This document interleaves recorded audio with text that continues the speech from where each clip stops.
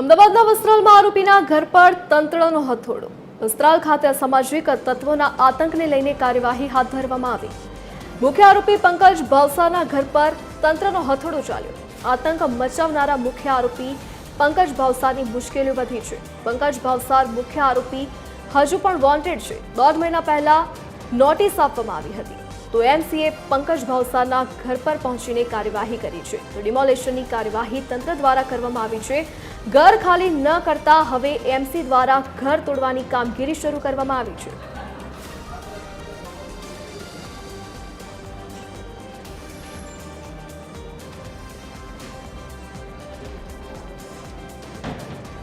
તો આજ મુદ્દે વધુ જાણકારી સાથે સંવાદદાતા અભિષેક સિંહ વાઘેલા આપણી સાથે લાઈવ જોડાઈ ગયા છે।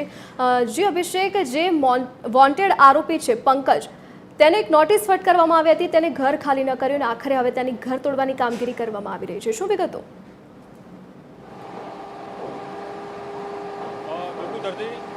છેલ્લા ઘણા સમયથી સરકાર જે છે તે અસામાજિક તત્વો અને લોકોના ઘર જે છે કે જે લોકો ગેરકાયદેસર રહેતા હોય તે લોકો પર દબાણ જે છે તે દૂર કરવાની કામગીરી કરતી હોય છે। ત્યારે વસ્ત્રાલમાં આપ સીધા દ્રશ્ય જોઈ શકો છો કે જે પ્રકારે આતંકનો મામલો સામે આવ્યો હતો થોડા સમય પહેલાં, અને હવે તે લોકોના જે ઘર ઉપર જે છે તેને હથોડા મારવાની કામગીરી જે છે તે કરવામાં આવી રહી છે। એટલે કે વસ્ત્રાલ ખાતે જે પ્રકારે અસામાજિક તત્વોએ લોકોને બાનમાં લીધા હતા, આખું વસ્ત્રાલ ગામ જે છે, આખું વસ્ત્રાલ રોડ જે છે તેને તે લોકોએ પોતાના બાનમાં લીધો હતો। ત્યારબાદ કહી શકાય કે કેટલાક તત્વો જે છે તે લોકો અત્યારે હાલ જેલમાં છે, પરંતુ તેનો મુખ્ય આરોપી જે પંકજ ભાવસાર જે છે તેના ઘર પર અત્યારે હાલ તંત્રના હથોડા જે છે તે ચાલુ છે। સીધા દ્રશ્યમાં જોઈ શકાય છે અત્યારે હાલ કે અમદાવાદ મ્યુનિસિપલ કોર્પોરેશન દ્વારા અત્યારે હાલ તેના ઘરની ડિમોલેશનની કામગીરી જે છે તે કરવામાં આવી રહી છે। અત્યારે એએમસીના કર્મચારીઓ જે છે તે તેના ઘર ઉપર જે છે તે અત્યારે હથોડા મારવી રહ્યા છે। એટલે કે મહત્વનું છે કે 1.5 મહિના પહેલાં આ જે મકાન જે છે તેને નોટિસ આપવામાં આવી હતી, તેમ છતાં પણ મકાન ખાલી ન કરવાથી હવે એએમસી જે છે તે તંત્રએ લાગ કરી છે અને અત્યારે હાલ તેના ઘર ઉપર જે છે તે હથોડા મારવાની કામગીરી જે છે તે કરવામાં આવી રહી છે। સાથે મહત્વનું કહી શકાય કે છેલ્લા ઘણા સમયથી સરકાર દ્વારા એટલે કે તંત્ર દ્વારા અસામાજિક તત્વો જે છે, બુટલેગરો જે છે, તેમજ જે લોકો ગેરકાયદેસર રીતે રહેતા હોય છે તે લોકોના ઘર ઉપર જે છે તે હથોડા મારવાની તેમજ બુલડોઝર ફેરવવાની કામગીરી જે છે તે હાથ ધરવામાં આવી છે। તેવામાં એક વધુ આ કિસ્સો જે છે તે સામે આવ્યો છે।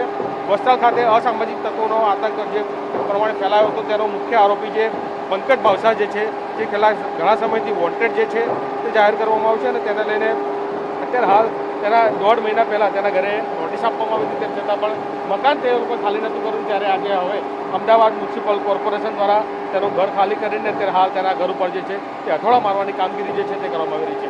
એટલે કે છેલ્લા ઘણા સમયથી જે પ્રકારે અસામાજિક તત્વો જે પ્રકારે આતંક ફેલાવતા હોય છે અને હવે તંત્ર દ્વારા તે લોકો પર લાલ કરવામાં આવી છે અને હવે તે લોકોના ઘર ઉપર જે છે તે અત્યારે હાલ હથોડા સહિત બુલડોઝર જે છે ભરવાની કામગીરી જે છે તે કરવામાં આવી રહી છે। એટલે ધરતી મહત્વનું કહી શકાય કે જે પ્રકારે છેલ્લા ઘણા સમયથી લોકો જે છે તે બેફામ થતા હોય છે, એટલે કે અસામાજિક તત્વો જે છે તે બેફામ થતા હોય છે ને તે લોકોનો આતંક જે છે તે દિવસે દિવસે વધતો હોય છે ને હવે તે આતંકને દૂર કરવા માટે જે છે તે સરકારે લાલાક કરી છે, સરકારે કમર કસી છે અને એવા તમામ લોકો કે જે અસામાજિક તત્વો જે છે બુલડોઝર ફેરવવાની કામગીરી કરી છે, તેમજ જે બુટલેગરો જે છે, તેમજ જે લોકોના ઘર ઉપર કહી શકાય કે ગેરકાયદેસર રીતે લોકો રહેતા હોય છે તે તમામના ઘર ઉપર જે છે અત્યારે હાલ બુલડોઝર અને હથોડા મારવાની કામગીરી જે છે તે કરવામાં આવી રહી છે। જે અભિષેક, છેલ્લા ઘણા સમયથી તંત્ર દ્વારા આ દાખલારૂપ કાર્યવાહી કરવામાં આવી રહી છે, છતાં પણ હજી કેટલા અસામાજિક તત્વો છે જે સુધરવાનું નામ નથી લઈ રહ્યા? બિલકુલ ધરતી, વાત કરીએ તો જે પ્રકારે છેલ્લા ઘણા સમયથી આપણે જોયું હશે કે અસામાજિક તત્વોનો આતંક જે છે તે દિવસે દિવસે વધતો રહ્યો છે, તેમજ જે લોકો બુટલેગર જે છે તે લોકોનો પણ આતંક વધ્યો છે અને તેવા લોકો પર છેલ્લા ઘણા સમયથી એટલે કહી શકાય કે છેલ્લા ઘણા સમયથી તે લોકોના ઘર ઉપર જે છે તે આ જ પ્રમાણે બુલડોઝર ફેરવવાની કામગીરી જે છે તે કરવામાં આવી છે। અત્યારે આપ સીધા દ્રશ્ય જોઈ શકો છો કે અમદાવાદ મ્યુનિસિપલ કોર્પોરેશને છેલ્લા 1.5 મહિના પહેલાં આ મકાનને જે છે તે નોટિસ આપી હતી, તેમ છતાં પણ મકાન જે છે તે ખાલી નહોતું કર્યું અને હવે જે છે તે તંત્ર દ્વારા તેના પર કાર્યવાહી જે છે તે કરવામાં આવી રહી છે।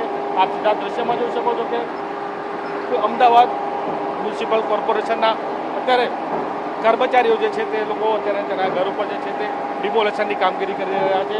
તે લોકોના ઘર ઉપર જે છે તે અત્યારે હથોડા મારવાની કામગીરી જે છે તે કરવામાં આવી રહી છે। એટલે કે જે પ્રમાણે છેલ્લા ઘણા સમયથી અસામાજિક તત્વોનો આતંક વધી રહ્યો છે અને હવે સરકારે જ્યારે લાલ આંખ કરી છે, સરકારે હવે સહેજ પણ ચલાવી લેવા માટે તૈયાર નથી, કેમ કે જે પ્રકારે તે લોકોનો ખોફ જે છે તે દિવસે દિવસે વધતો હોય છે અને હવે તે ખોફને દૂર કરવા માટે સરકારે સીધું જ તે લોકોના ઘર ઉપર જે છે તે હથોડા મારવાની કામગીરી જે છે તે કરવામાં આવી રહી છે.